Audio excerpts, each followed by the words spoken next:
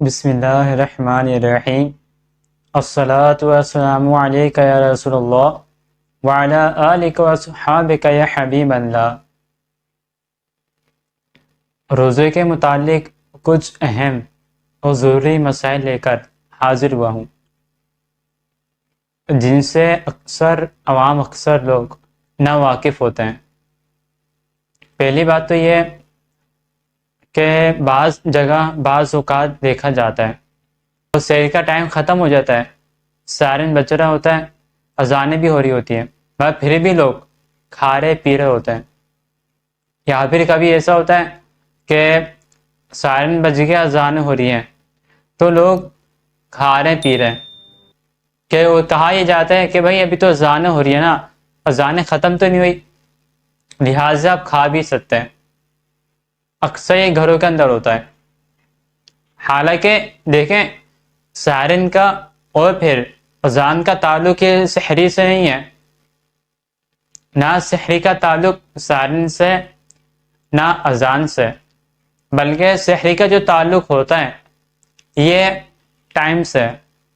اگر ٹائم ختم ہو گیا تو آپ اس وقت کھا پی نہیں سکتے، چاہے سائرن بجا ہو یا نہ بجا ہو، چاہے اذان ہوئی ہو یا نہیں ہوئی ہو، آپ نہیں کھا سکتے۔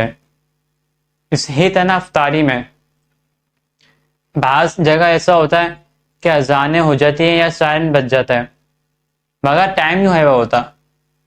بعض سے لوگ غلطی میں سائرن بجا دیتے ہیں یا اذان دے دیتے ہیں، اب لوگ کھا پی لیتے ہیں، انہیں پتہ نہیں ہوتا کہ ٹائم ہوا یا نہیں ہوا، پھر ان کے سارا دن کی محنت، سارا دن کی ان کی مشقت ضائع چلے جاتی ہے۔ پہلے ٹائم دیکھ لیا جائے کہ ٹائم ہوا یا نہیں ہوا، پھر روزہ افطاری کیا جائے، ورنہ پھر اگر آپ ٹائم نہیں دیکھیں گے اور روزہ افطار کر لیں گے، اذان ہوئی آپ نے روزہ افطار کر لیا اور ٹائم ہوا نہیں تھا، تو آپ کا روزہ یہ پھر فاسد ہو جائے گا، آپ کو پھر اس کی قضا کرنی پڑے گی۔ اسی طرح بہت سے لوگ سحری میں زیادہ کھاتے پیتے ہیں کہ سارا دن ہمیں بھوکا رہنا ہے، اب سارا دن ہم کچھ کھائیں گے نہیں، لہٰذا بھی کھا لیتے ہیں۔ بعض اوقات ایسا ہوتا ہے وہ کھانا ہضم نہیں ہوتا، الٹی ہو جاتی ہے، تو یاد رہے دیکھیں اگر منہ بھر قے ہو جائے یعنی منہ بھر الٹی ہو جائے، منہ بھر یہ ہوتا ہے کہ روکنے سے رکے نہ، اگر کسی کو منہ بھر الٹی ہو گئی، منہ بھر قے ہو گئی تو اس کا روزہ نہیں ٹوٹے گا۔ ہاں اگر چنے کے برابر یا چنے سے زیادہ کوئی چیز حلق میں دوبارہ چلے گئی، حلق میں لے گیا یہ اس الٹی میں سے، تو اس کا روزہ ٹوٹ جائے گا۔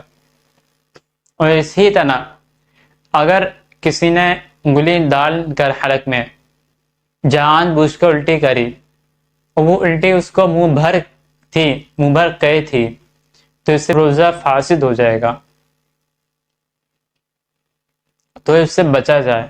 اور پھر روزے کی حالت میں ہینڈ پریکٹس کرنا، ماسٹربیشن کرنا یعنی مشت زنی کرنا، یہ حرام ہے، ویسے تو ہی حرام، مگر جو روزے کی حالت میں کرے گا تو اس کا روزہ ٹوٹ جائے گا، روزہ فاسد ہو جائے گا۔ آج کل نیٹ اور سوشل میڈیا بے حیائی ہر جگہ پھیلی ہوئی ہے، اور پھر اگر کوئی بری صحبت میں چلے جائے تو اس کو ایک گندی عادت پڑ جاتی ہے، گندی لت پڑ جاتی ہے، وہ اس کو پتہ نہیں ہوتا ہے۔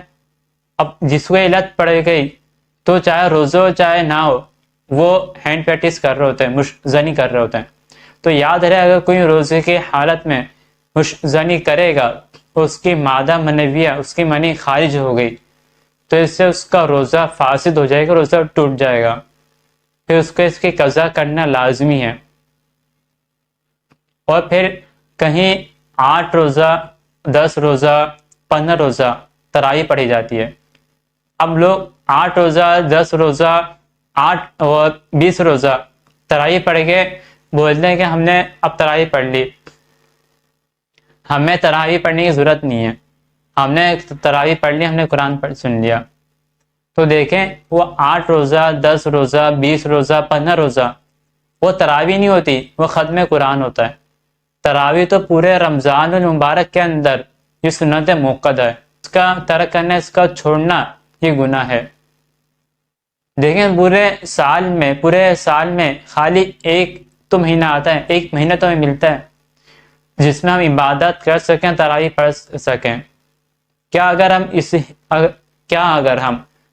ہم اس مہینے میں ہی تراویح نہیں پڑھیں گے، عبادت نہیں کریں گے، تو بھی کب کریں گے؟